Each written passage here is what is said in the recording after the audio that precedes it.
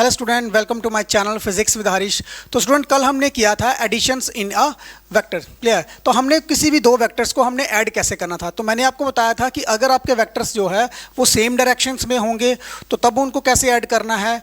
तो अगर हमारे वेक्टर जो है वो डिफरेंट डायरेक्शंस में होंगे, अपोजिट टू ईच अदर होंगे, तब हम उनको ऐड कैसे करेंगे। तो आज हम पहले इसकी एग्जाम्पल्स कर लेते हैं। यहाँ पर मैंने लिखा है वेक्टर्स इन सेम डायरेक्शन। तो यहाँ पे बच्चों मान लो हमारे पास यहाँ पे एक वेक्टर है ए वेक्टर और उसी के साथ एक हमारे पास वेक्टर है बी वेक्टर। दोनों की डायरेक्शन क्या है आपके पास? सेम डायरेक्शन आ रही है। तो अगर हमारे पास डायरेक्शन सेम है तो जब हम इनको ऐड करेंगे, तो मैंने आपको बोला था कि जब भी हम ऐड करेंगे किसी दो वेक्टर को तो हमें क्या मिल जाएगा? एक रिजल्टेंट वेक्टर मिल जाएगा। तो रिजल्टेंट वेक्टर क्या होगा? Sum of A vector plus B vector. अच्छा, अब बच्चों अगर यहाँ पे इसका मैग्नीट्यूड देखें, अगर मैं आर का मैग्नीट्यूड निकालूंगा तो मैंने आपको बताया था कि magnitude of A vector plus magnitude of B vector. अगर इसकी हम एग्जांपल लेके चलें कि फॉर एग्जांपल हमारे पास यहाँ पे 3a वेक्टर है। ओके, तो सेकंड मेरे पास यहाँ पे वेक्टर है 2a वेक्टर। अब जब मैं इनको ऐड करूंगा तो दोनों की डायरेक्शन क्या है? आप सेम डायरेक्शन है। तो इनको जब हम ऐड करेंगे तो हमें एक नया वेक्टर मिल जाएगा आर वेक्टर। तो आर वेक्टर में पहले हमने वेक्टर की एडिशन को देखना है। ये हमने एडिशंस की हुई है, तो दोनों को ऐड कर दो। ए वेक्टर प्लस 2a वेक्टर। तो अगर मुझे इसका मैग्नीट्यूड निकालना पड़ेगा तो मैग्नीट्यूड में क्या करना पड़ेगा? हमें दोनों वेक्टर्स को मैग्नीट्यूड में रखना पड़ेगा। तो यहां से आपका क्या आ जाएगा? आर।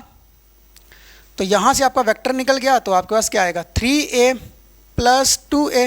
तो दोनों को जब मैं ऐड करूंगा तो मुझे क्या मिल जाएगा? 5a। तो इट मीन्स दैट कि जब इन दोनों वेक्टर को हम ऐड करेंगे तो हमारे पास जो नया वेक्टर आएगा आर जो आएगा, आर का मैग्नीट्यूड क्या होगा? 5a। ओके, तो अगर इसको अपने वेक्टर में लिखना होगा तो फिर हम इसको इस तरह से लिख देंगे। यहां तक क्लियर है बच्चों? नेक्स्ट आता है, अगर आपके जो वेक्टर हैं वो क्या है? अपोजिट डायरेक्शन में है। इस बार जो वेक्टर होंगे वो क्या होंगे? अपोजिट टू ईच अदर होंगे। तो हमारे पास यहां पे एक वेक्टर है ए वेक्टर। तो कल मैंने बताया था कि एक वेक्टर हमारे पास है B vector.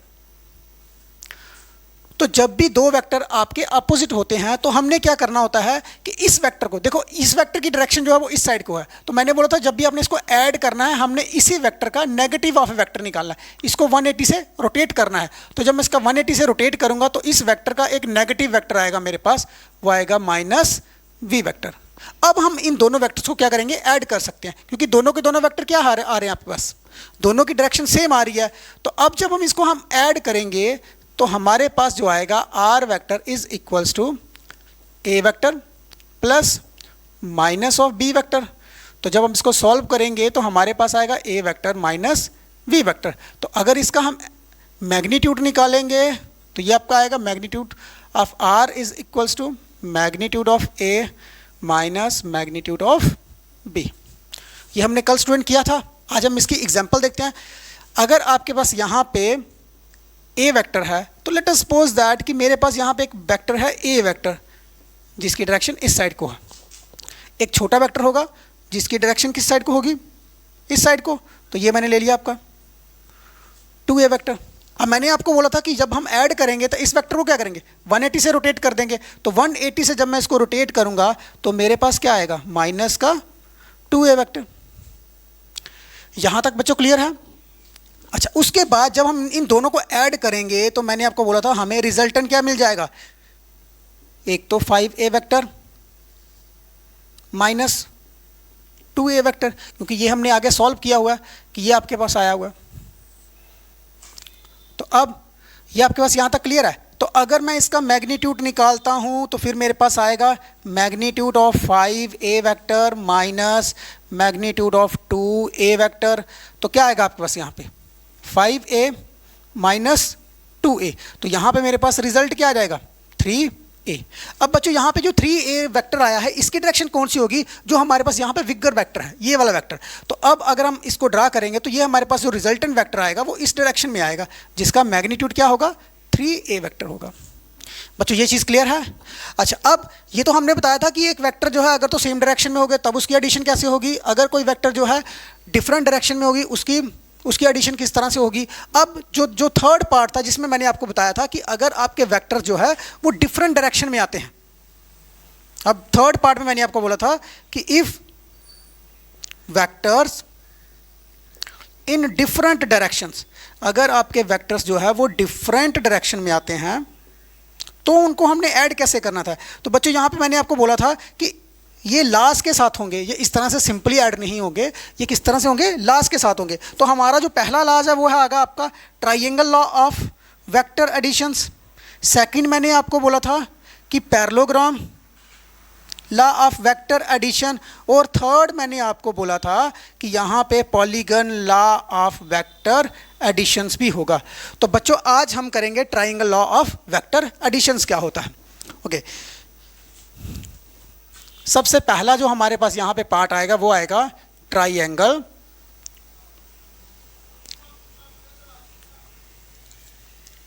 Law of vector addition.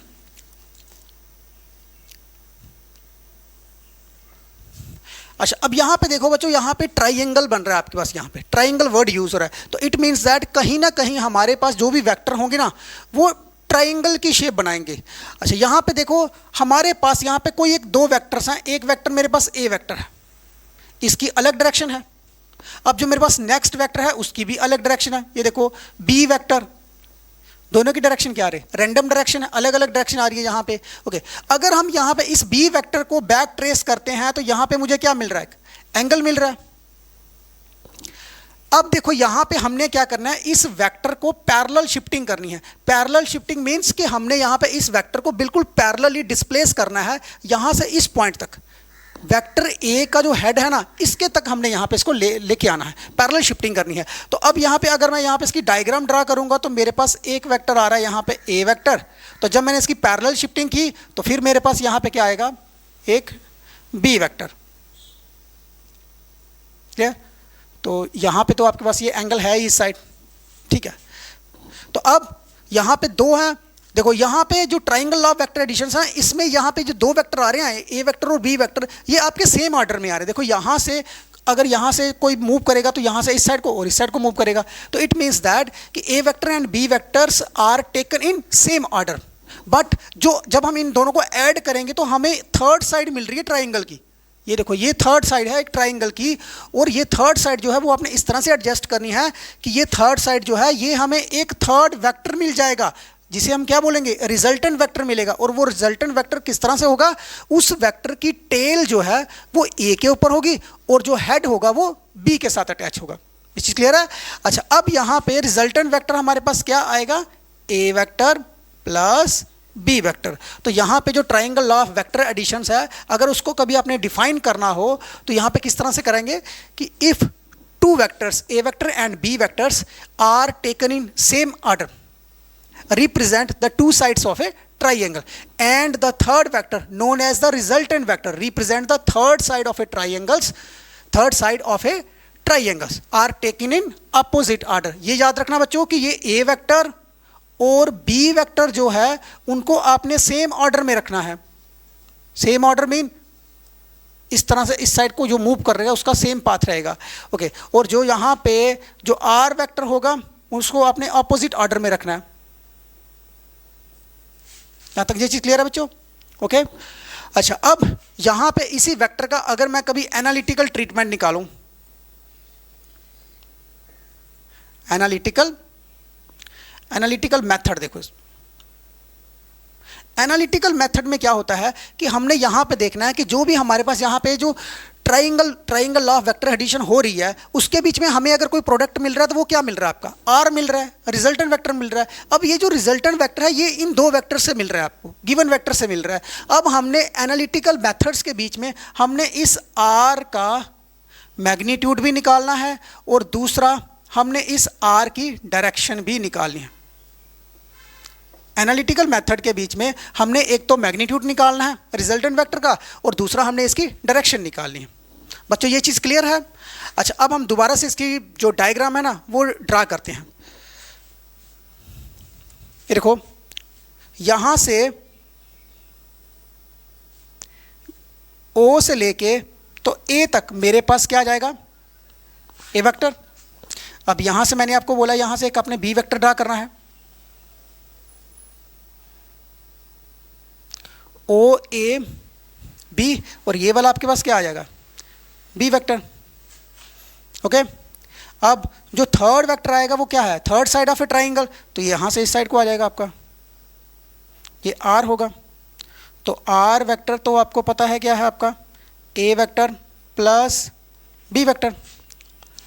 Okay, अच्छा अब देखो यहाँ पे ये आपके पास एक एंगल बन रहा है, तो एंगल से अगर हम यहाँ पे इसको प्रोड्यूस करें इस लाइन को ओ ए को, तो यहाँ से आप ना एक परपेंडिकुलर ड्रा करो।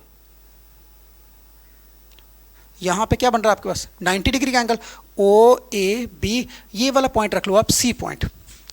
ओके स्टूडेंट, अच्छा अब स्टूडेंट यहाँ पे हमने आर का मैग्नीट्यूड भी निकालना है और डायरेक्शन भी निकालनी है। तो यहाँ पे मैंने आपको पहले से स्टार्टिंग में बोला था कि ए और बी वेक्टर जो है ना वो किसी एक एंगल के साथ यहाँ पे अटैच्ड हैं। तो यहाँ पे आपका जो एंगल आएगा, मैं पहले लिख लेता हूँ इसको, ये आपका एंगल आएगा थीटा। ये चीज़ क्लियर है? ओके, अब ये देखो जो आर जो आपके पास आ रहा है, आर के साथ ये जो रिजल्टेंट और जो ए वेक्टर है इसके साथ भी एक एंगल बनना है, उस एंगल को हम लिख लेते हैं यहाँ पे अल्फा। इसी क्लियर है बच्चों? अच्छा अब हम जितनी भी साइड हैं उनको पहले रिप्रेजेंट कर लेते हैं। हमारे पास जो ओ ए वेक्टर आ रहा है वो आ रहा है आपका ए वेक्टर। ओके, उसके बाद जो हमारे पास ए बी वेक्टर है वो आएगा आपके पास बी वेक्टर। तो जो आपके पास ओ बी वेक्टर होगा वो आपके पास होगा आर वेक्टर। यहाँ तक ये चीज़ क्लियर है? अगर सिंपल कभी हम इसका मैग्नीट्यूड के केस में देखेंगे तो फिर मेरे पास ओ ए कितना आ जाएगा, ए बी कितना होगा आपका सिंपल बी, और जो आर को तो हम अभी निकालेंगे ना, क्योंकि ये तो अभी आपका जो है ये ओनली वेक्टर की फॉर्म में आया है, हमने इसका मैग्नीट्यूड निकालना है, मैग्नीट्यूड जो है वो अलग करके आएगा आपका।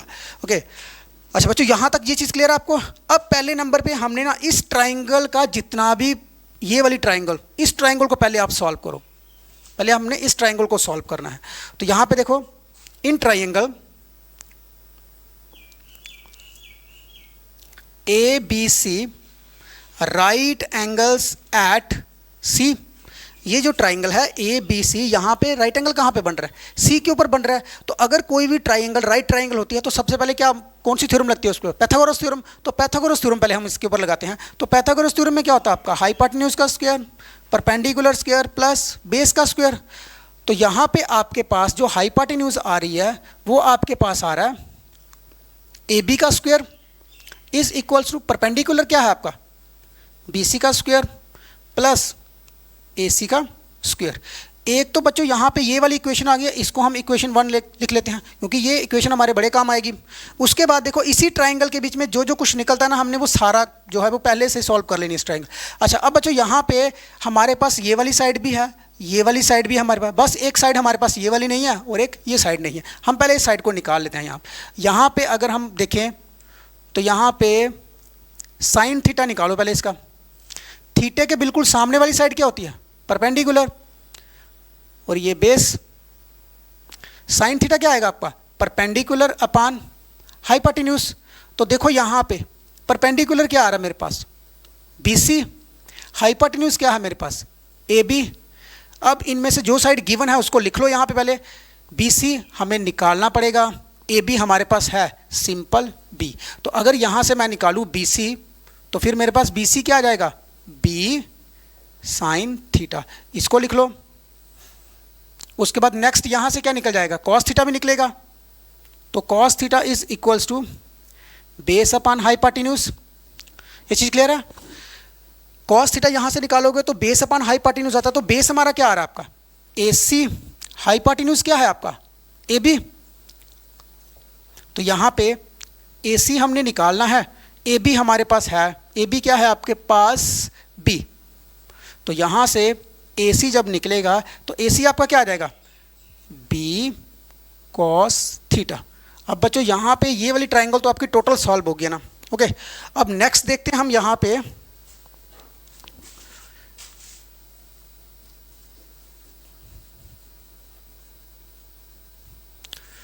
नेक्स्ट हम बड़ी ट्राइंगल लेंगे। बड़ी ट्राइंगल में हम पाइथागोरस थ्योरम लगाएंगे।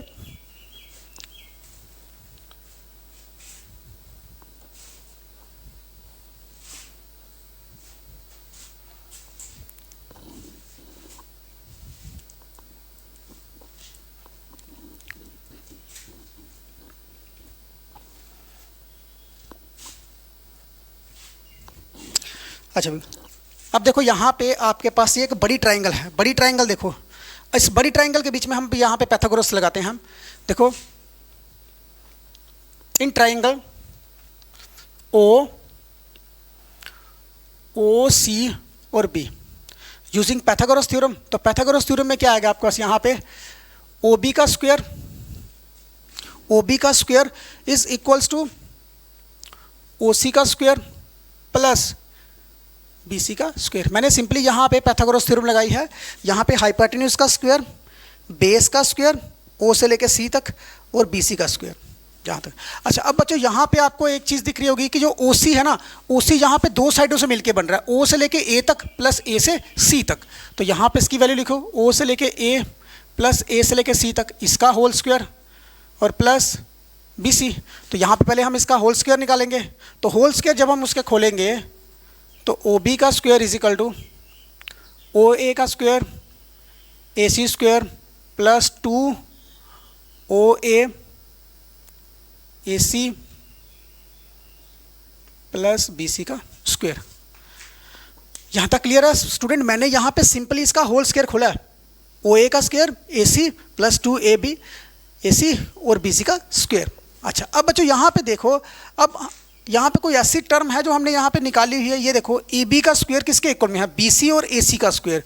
ये आपके पास आ गया बी सी और ए सी का स्क्वायर। इन दोनों की जगह पे हम क्या यूज़ करेंगे, ए बी का स्क्वायर। तो अब मेरे पास यहाँ पे क्या आएगा, ओ बी का square is equals to O A का स्क्वायर और प्लस ए बी का square plus 2 O A C. यहाँ तक क्लियर है बच्चों? अच्छा, अब नेक्स्ट देखो यहाँ पे ओ बी क्या है आपके पास, ओ बी है आपके पास सिंपल आर का स्क्वायर। ओ ए देखो, ओ ए है मेरे पास ए का स्क्वायर, ए बी क्या है मेरे पास बी का स्क्वायर प्लस 2 ओ ए क्या है आपके पास ए सी कितना है आपके पास। अब यहाँ पे देखो बच्चों ए और सी, तो ए सी हमने यहाँ पे निकाला हुआ है। ए सी क्या है आपके पास, बी कॉस थीटा। अब यहाँ पे देखो, यहाँ पे आपके पास आर की वैल्यू आ गई है। आर का स्क्वायर इधर जाएगा तो रूट बन जाएगा plus 2 A B cos theta. ये आपके पास आ गया मैग्नीट्यूड्स ऑफ आर। यहाँ पे स्टूडेंट जो मैग्नीट्यूड था आपका, जो आर था, उसकी वैल्यू हमारे पास यहाँ पे आ गई है। क्लियर? अच्छा, अब स्टूडेंट यहाँ पे इसके डिफरेंट केसेस होंगे। यहाँ पे देखो इसका जो स्पेशल केसेस हैं उसको देखो पहले।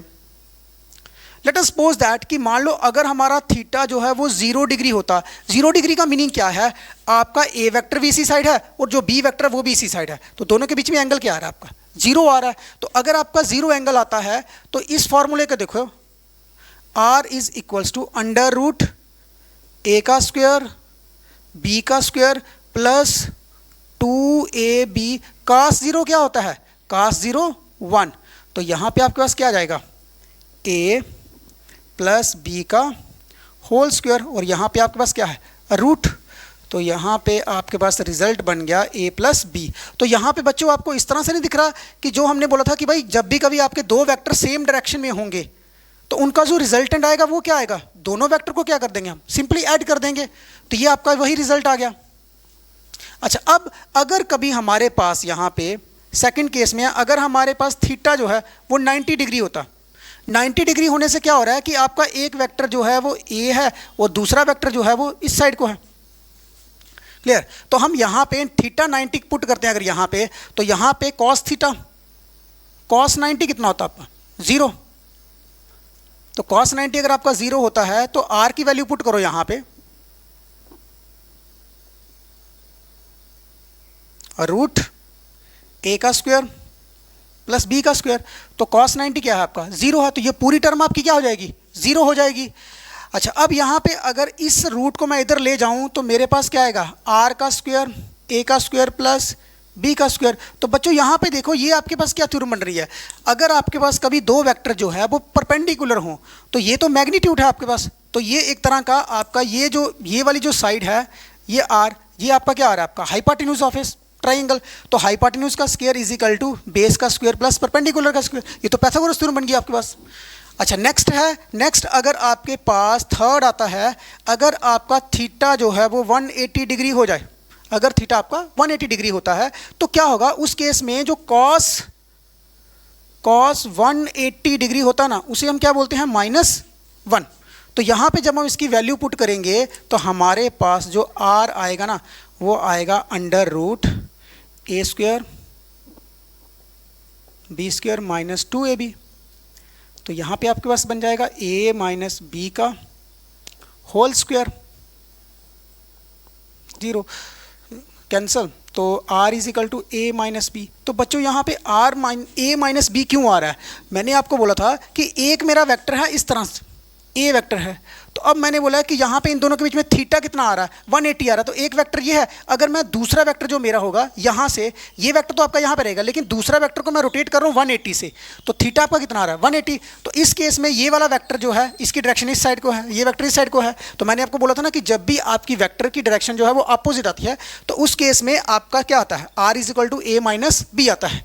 तो बच्चों यहाँ तक ये चीज़ क्लियर है।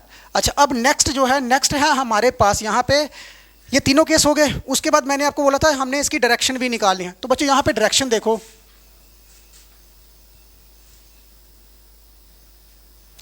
डायरेक्शन के लिए हम स्टूडेंट्स क्या निकालेंगे, यहाँ पे इनका tan थीटा निकालेंगे। वो मैंने आपको बता दिया था कि यहाँ पे अगर हमने इसकी डायरेक्शन निकालनी है, direction of r, direction of r। अच्छा अब बच्चों यहाँ पे देखो मेरा वेक्टर यहाँ पे ये है और ये जो है ये मेरा r वेक्टर है, रिजल्टेंट वेक्टर। इस वेक्टर को देखना है यहाँ पे, ये जितना यहाँ से खुलेगा इतना ही यहाँ पे अल्फा की वैल्यू आएगी। अगर यहाँ से जितना जो खुलता जाएगा अल्फा की वैल्यू बढ़ती जाएगी। r की वैल्यू देखो, r की डायरेक्शन देखो चेंज होती जा रही है, जैसे अल्फा बढ़ता जाएगा r की डायरेक्शन क्या होती जा रही है, चेंज होती जा रही है। ओके तो इट मीन्स दैट कि अगर हमें इसकी डायरेक्शन फाइंड आउट करनी है तो हमें क्या निकालना पड़ेगा, अल्फा निकालना पड़ेगा। ओके तो यहाँ पे देखो अल्फा के लिए tan अल्फा, देखो tan अल्फा क्या होता है आपका परपेंडिकुलर अपॉन बेस। अब बच्चों यहाँ पे इस पूरी ट्राइंगल में देखो कि आपका परपेंडिकुलर, क्योंकि अल्फा के सामने वाली साइड कौन सी है आपकी परपेंडिकुलर, ये वाली BC, और बेस कौन सा आपका O से लेके C तक C। अब BC देखो, BC कहाँ पे निकाला हुआ हमने, BC हमने निकाला हुआ B sine theta, B sine theta. Okay अब OC देखो, यहाँ से O से लेके C तक के बीच में दो साइडें आ रही है, एक आ रहा है OA और दूसरा आ रहा है AC। तो इसको लिखो यहाँ पे OA प्लस AC। तो यहाँ पे देखो B साइन थीटा, OA मेरा क्या है A वेक्टर है, प्लस AC देखो। अब बच्चों यहाँ पे AC क्या आ रहा है आपके पास, AC मेरे पास आ रहा है B cos theta, B cos theta. अब यहाँ पे मुझे अल्फा निकालना है तो अल्फा एक साइड पे रखो और यहाँ पे tan को इस साइड ले जाएंगे तो tan क्या आ जाएगा, tan inverse B sine theta upon A plus B cos theta. तो बच्चों ये है आपके पास analytical treatments of a triangle law of vector addition, जिसमें हमने मैग्नीट्यूड्स ऑफ रिजल्टेंट वेक्टर निकाला, ये सारा का सारा। उसके बाद इसी r की मैंने डायरेक्शन निकालनी है और ये मेरे पास आ गया alpha is equal to tan inverse B sine theta upon A plus B cos theta. तो यहाँ तक स्टूडेंट क्लियर है। नेक्स्ट हम करेंगे parallelogram law of vector additions. Okay student.